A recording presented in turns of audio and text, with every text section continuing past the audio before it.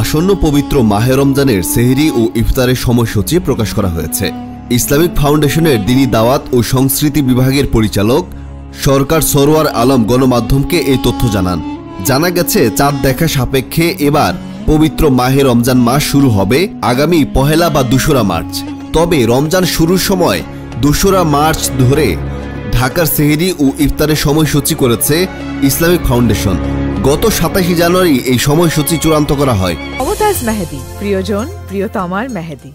সময়সূচি অনুযায়ী 2 মার্চ রোববার প্রথম রমজানে ঢাকায় সেহরি শেষ সময় ভোররাত 5টা 4 মিনিট ও ইফতারি সময় 6টা 2 মিনিট। তবে দূরত্ব অনুযায়ী ঢাকার সময়ের সঙ্গে সর্বোচ্চ 9 মিনিট পর্যন্ত যোগ করে ও 9 মিনিট পর্যন্ত বিয়োগ করে দেশের বিভিন্ন অঞ্চলের মানুষ সেহরি ও ইফতার করবেন। দ্বীনি দাওয়াত বিভাগের কর্মকর্তা জানিয়েছেন, দেশের অন্যান্য বিভাগ ও জেলার সেহরি ইফতারের সময়সূচি ইসলামিক ফাউন্ডেশনের বিভাগীয় ও জেলা কার্যালয় থেকে প্রকাশ করা হবে।